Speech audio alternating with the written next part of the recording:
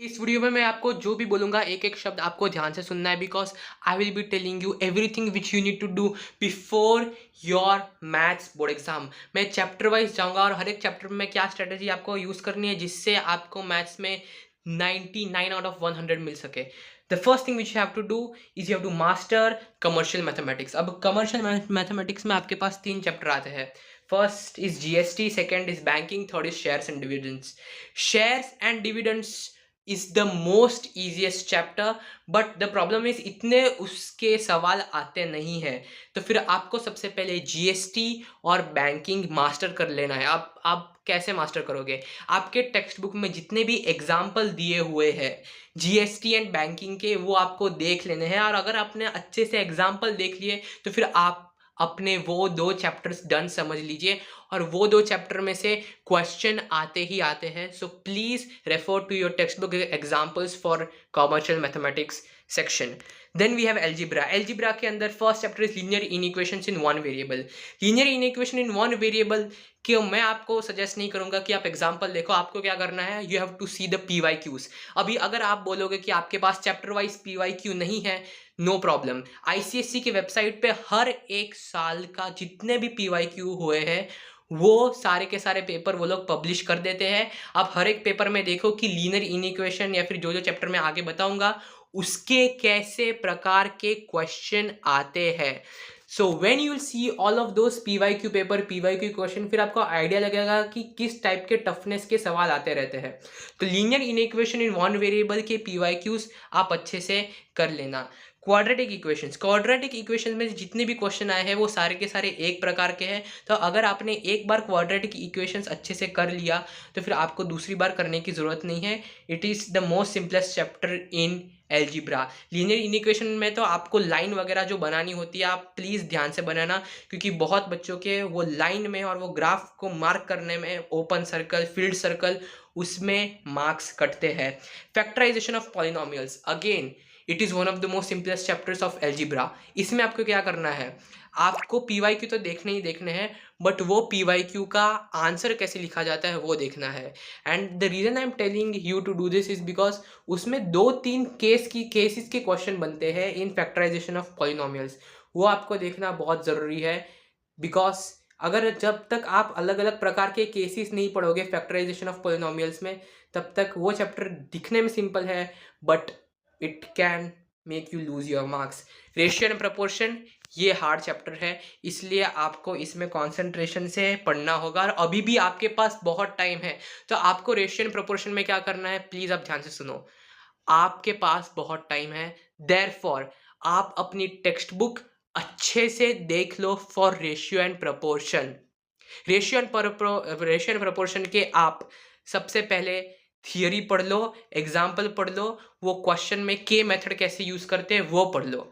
जब आपने ये तीनों चीजें पढ़ ली, फिर आप पीवाईक्यूज भी देखो रेशियो एंड प्रोपोर्शन के। अगेन ये हार्ड चैप्टर मैं बोल रहा हूँ और इससे क्वेश्चन निश्चित आता है और 3-4 मार्क का इसका क्वेश्चन फिक्स है। I do not want you to do that question wrong, right? तो फिर आप रेशियो एंड प्रोपोर्शन को बहुत टाइम दो। Then comes matrices. मेट्राइसिस इस भाई इतना सिंपल चैप्टर आपने देखा नहीं होगा। कुछ नहीं करना होता आपको, सिंपल प्लस माइनस मल्टीप्लिकेशन नहीं करना होता है मेट्राइसिस में, और मेट्राइसिस से 3 मार्क का क्वेश्चन आता ही है। So what you have to do there is, आपको गिन के मेट्राइस के सिर्फ 25 पीवाईक्यू सॉल्व करने हैं। कितने? मैं आपको सिर्फ 25 क्वेश्चन बोल रहा हूँ इस चैप्टर के, आप सॉल्व कर दो और आपके पास तो अभी 7-8 दिन बाकी है आपके फाइनल एग्जाम के लिए। So please solve 25 questions of matrices before your final exams. और अगर आपने 25 क्वेश्चन सॉल्व कर लिए, मैं आपको लिख के देता हूँ कि आपका बोर्ड एग्जाम में मेट्राइस से क्वेश्चन रॉन्ग नहीं होगा, क्योंकि एक ही प्रकार के सारे पीवाईक्यू है। आप 25 पीवाईक्यू सॉल्व कर दो, done. Arithmetic and geometric progression बहुत सिंपल चैप्टर है। उसके लिए एपीजीपी में जितने भी सवाल आते हैं वो उनके कॉमन टर्म एंड सम में से ही आते हैं। So please do see all the PYQs of AP and GP. आप भले एग्जाम्पल वगैरह स्किप मार दो चलेगा, क्योंकि उससे ज़्यादा फर्क नहीं पड़ता, क्योंकि example is just to build your level up to those PYQs, right? आप एपी एंड जीपी के पीवाईक्यूज देख लो। एपी जीपी में आप कुछ ना हो सके तो सिर्फ आप फॉर्मूला रट्टा मार के चले जाना, क्योंकि अगर आपको सिर्फ फॉर्मूला अप्लाई करना आएगा तो फिर जो इजी क्वेश्चन आएंगे 2-2 मार्क वाले, वो तो आपसे एपी एंड जीपी के सॉल्व हो ही जाएंगे। We have geometry which is basically the hardest part of the mathematics.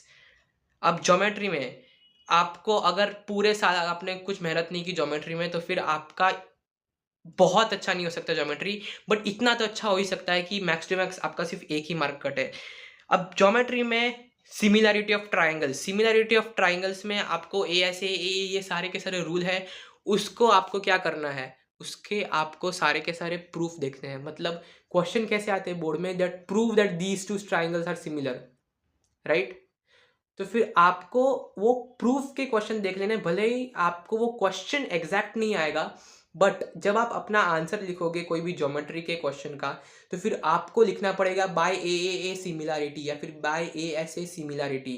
तो फिर आपको सारी की सारी चीज़ें वो सिमिलैरिटी ऑफ द ट्राइंगल्स की मालूम होनी चाहिए। डायरेक्टली इनडायरेक्टली इतने क्वेश्चन नहीं देखे गए, बट आप स्टिल उसके 20 पीवाई की उठा के देख लेना सिमिलरिटी के। बट उससे भी पहले आप ये कंसेप्ट क्लियर कर लेना आपके ए के वगैरह के of the similarity. Locus locus आप एग्जाम के दिन भी पढ़ सकते हो और आप फुल मार्क्स ला सकते हो लोकस में, इतना सिंपल चैप्टर है।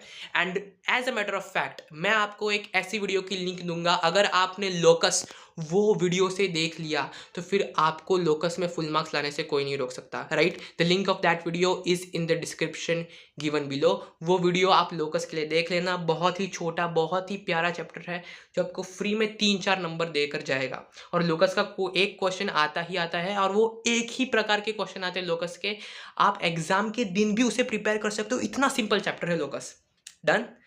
देन वी हैव सर्कल्स में टाइम लगेगा, इतना सिंपल चैप्टर नहीं है। तो सर्कल चैप्टर आप अपनी टेक्स्ट बुक से ही पढ़ लो। अगर आपने अपनी टेक्स्ट बुक से ही वो चैप्टर पक्का कर लिया, then you do not have to do any of the PYQs, क्योंकि जो आपकी टेक्स्ट बुक होगी उसमें बहुत कंप्रहेंसिव डिटेल दी होगी सर्कल चैप्टर के लिए, कहाँ से कौन सा एंगल मेजर करते हैं, कौन सी प्रॉपर्टी ऑफ द सर्कल।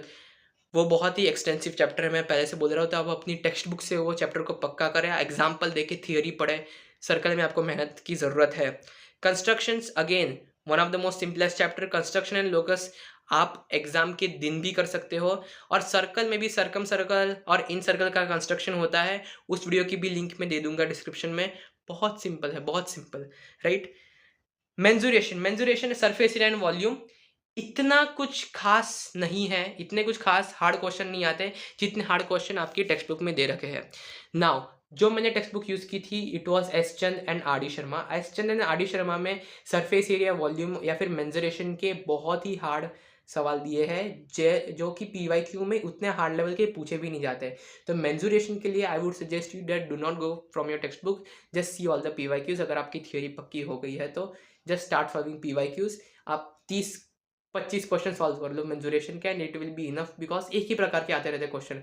या तो वो 2 शेप को मर्ज कर देंगे या फिर एक को मेल्ट कर देंगे बहुत सारे अलग अलग पीसीस में, वॉल्यूम निकालो वगैरह, ये सारी चीज़ें पूछेंगे। बहुत ही बेसिक कन्वर्जन होता है वो सब। ट्रिग्नोमेट्री में आपको क्या करना है, सारी की सारी आइडेंटिटीज रट्टा मार लेनी है। एंड मैं आपको एक ट्रिक कहता हूँ, अगर ट्रिग्नोमेट्री का कोई क्वेश्चन हो प्रूफ वाला, अगर आपसे वो ना बने एग्जाम में, कुछ चिंता मत करना। जैसे कि ये क्वेश्चन है, राइट, कोई भी क्वेश्चन हो प्रूव दैट का ट्रिग्नोमेट्री में, और ट्रिग्नोमेट्री में मोस्टली प्रूव दैट के ही आता है। अगर आपसे नहीं बने छोड़ के मत आना, ये जो मैं जो ट्रिक बोल रहा हूँ वो करो, वो आधा सॉल्व करना, राइट। और थोड़ी स्पेस छोड़ देना, अगर आपको लास्ट में याद आए तो आए, अगर नहीं आए तो भी चलेगा। एंड लास्ट में 2-3 स्टेप को ऐसे मैनिपुलेट करना कि लास्ट में आप वो प्रूफ जो आपको करना है, आप सॉल्यूशन ला दिए हो, वैसे आपको करना है। जब आपने वैसा कर लिया और लास्ट में अगर आपको याद आया तो लिख लेना, अच्छी बात है, तो आपका मार्क्स मिल ही जाएंगे। बट अगर आपको याद नहीं आया तो फिर आपको 2-3 स्टेप बीच में ऐसे मैनिपुलेट कर देने हैं कि एग्जामिनर को ऐसा लगे कि ठीक है इस बंदे को आता ही आता है। तो वो टिक टिक टिक टिक वो फ्लो में आपको पहले के 3 स्टेप राइट करने हैं, लास्ट के 3 स्टेप राइट करने हैं। बीच वाला अगर एग्जामिनर ने देखा तो फिर मार्क्स कटेंगे, बट अगर नहीं देखा, and most of the cases में आप एक बात समझो, एग्जामिनर के पास लाखों कॉपीज आती है, वो हर एक स्टेप चेक करने नहीं बैठता, वो पेपर की पूरी इंप्रेशन लेके चलता है, राइट। तो फिर अगर आपने 2-3 स्टेप जो बीच में किए वो रॉन्ग भी हो, वो नज़रअंदाज हो जाएंगे जब आपके पहले के 3 और लास्ट के 3 स्टेप राइट हो, और अगर आपका पूरा पेपर एकदम अच्छे से फ्लो में आपने लिखा हो, क्योंकि एग्जामिनर भी एक इंसान है, right. That's all about trigonometry. Trigonometry में heights and distances one of the most easiest chapter, आप अपने टेक्स्ट बुक से ही पक्का कर लो। No need to do any sort of PYQs, अगर आपने टेक्स्ट बुक से ही इसको अच्छे से पक्का कर लिया। स्टैटिस्टिक्स में अब मैं आपको हिस्टोग्राम की जो ड्राइंग है वो मैं आपको सजेस्ट करूंगा that always attempt that question. बहुत सिंपल होता है, एक ही प्रकार का स्टैंडर्ड क्वेश्चन आता है, refer to the PYQ of statistics, right. एक ही प्रकार के क्वेश्चन आते हैं स्टैटिस्टिक्स में। प्रोबेबिलिटी सबसे सिंपल, प्रोबेबिलिटी तो आपको एट द फिंगर टिप्स होना चाहिए, कुछ दिक्कत आनी नहीं चाहिए किसी को प्रोबेबिलिटी में। अगेन अभी आपको प्रायोरिटी कौन से चैप्टर्स को देनी है, क्योंकि अभी आपके पास बहुत टाइम है।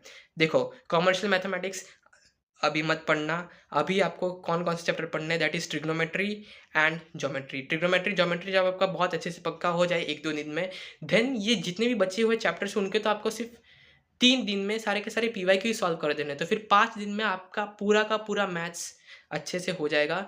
Just give